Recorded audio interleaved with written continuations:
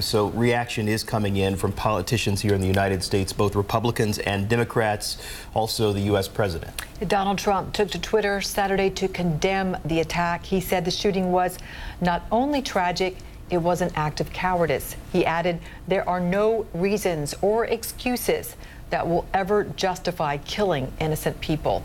But presidential candidate and El Paso native Beto O'Rourke called out Mr. Trump after the shooting. O'Rourke suggested the president's rhetoric against minorities may have played a role in this attack. Listen. Yes, we've had a rise in hate crimes every single one of the last 3 years.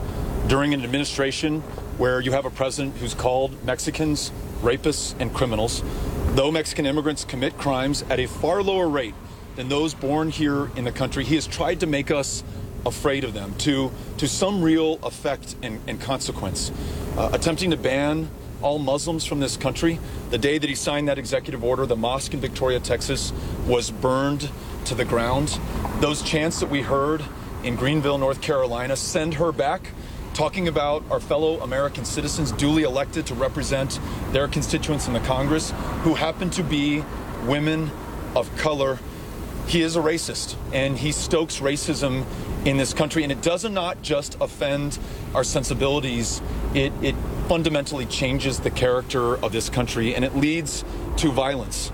And again, there are still details that we are waiting on, but I'm just following the lead that I've heard from the El Paso Police Department, where they say there are strong indications that this shooter wrote that manifesto and that this was inspired by his hatred of people here in this community.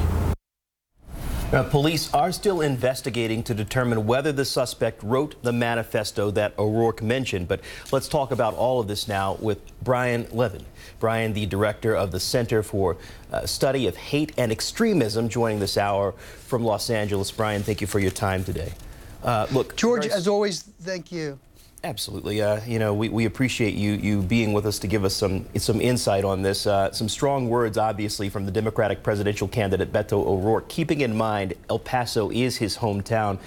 What are your thoughts about how rhetoric might play into this hate and extremism that we're seeing? That is a great question. We just came out this week with a report where we said white supremacist extremism is the most ascendant in a very diverse threat matrix. But with respect to your specific question, we've done some interesting research with West Virginia University, and what we found is that, for instance, after the Muslim ban proposal came out 5 days after the San Bernardino terrorist attack, hate crimes against Muslims were already 300% above the average daily for the first 11 months of the year. Then, after the Muslim ban proposal, it went up to over 400%, a 23% increase. November 2016, election month, worst month for hate crime in 14 years, and the day after Election Day, which included a bomb plot against a predominantly Muslim apartment complex, was the worst day since June 2003. And around last year, election time, our specific research that we did at the Center for the Study of Hate and Extremism found a spike in many cities outside of the southernmost portion of the United States. So when we do day-by-day ticks, we've seen that this has happened. Interestingly enough, just give me 1 second.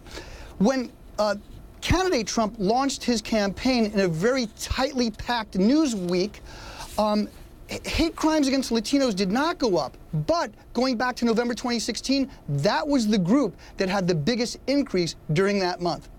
I want to talk about the alleged gunman now. He gave up without a shot fired. Given your understanding of who would do this type of thing and why someone would do this type of disgusting thing, what do you think was behind that? I think it's chilling that it matches exactly what we wrote on page 3 of our study, which just came out at the end of July. And what I talked about in the study was how these kinds of extremists, and it's our belief that this is an act of domestic terrorism, white supremacists. And again, we're going to wait, this is a suspected, we're saying suspected, until the authorities officially call it that. But if one reads the alleged manifesto, which I have, It references prior acts, and it references a book and a doctrine that is popular among white supremacists. And what we're seeing is a vertical integration. And what I mean is these folks are now referencing prior killers and prior writings, and they're trying to inscribe their own in another chapter of this racist Bible of evil, which is taking place on the internet. It's a newer trend that we've been seeing, but it's scary, and it's something we've seen with young males from about 19 to 21. And what they do is they're angry, they're frustrated, they're cleaving away from their families, they've left school, and what happens is these fears, grievances, and frustrations are then amplified, sculpted, and directed to who is regarded as the legitimate targets of aggression within these subcultures. And in this particular subculture, it's about how whites are being overrun by people of color, and with him in particular, he was talking about Latinos, but he referenced texts that were talking about Europe being overrun by Muslims, but in his particular world, it's going to be Latinos. And just one quick thing. You would reference about political rhetoric. When the Tree of Life massacre, which took place back in October, it was also around a contentious political season, and Jews were targeted, but they were targeted because they wanted to help Latino immigrants, according to that assailant. I want to delve in just a bit on these online chat boards. No need to mention the name of the chat board. People can Google it and figure it out. But the gunman allegedly posted his reasoning, his twisted reasoning on this board. It is a place that is rife with racist and anti-Semitic conspiracy theories. Is there anything more that can be done to monitor, to police these sites? Keeping in mind it was just a short amount of time when he posted the post on that site, and apparently the attack, took place. Allegedly, yes, posted that attack. Posted the message, I should say. Yes, and we are waiting for official confirmation. But if we look at some of the past instances, these folks have posted on what I'm going to call these fragmented affinity-based platforms. So what has happened is there's been a migration, and this is in our study too. Go to Prof. Levin, you'll see the study on Twitter. What we're seeing is that they're getting radicalized on the web, but they're also trying to make their mark on the web. And we have three types of these kind of offenders: ideologically motivated, psychologically dangerous, or personal benefit or revenge. And you can mix and match, but one is usually predominant. And what I think, unfortunately, is that we have more ticking time bombs in the United States. White supremacist extremism has supplanted violent Salafist jihadists over the last few years, and unfortunately, as we wrote in our report chillingly, unfortunately we expect this to continue. Social media companies, I think, need to do a better job, but what's already happened is there's been a migration to these kinds of platforms which you discussed, these splintered, fragmented, affinity-based platforms, and they're not cats playing the piano. We're talking about vicious, vicious bigotry as expressed allegedly by this particular assailant. And, given that this is a developing story, and I want to just be very clear since I misspoke just a moment ago, investigators are still looking into determining whether this alleged gunman posted this on that site that doesn't, deserve mentioning. We will, of course, continue to bring you the updates as we get it. But Brian, we appreciate your time. Thank you. Thank you, as always.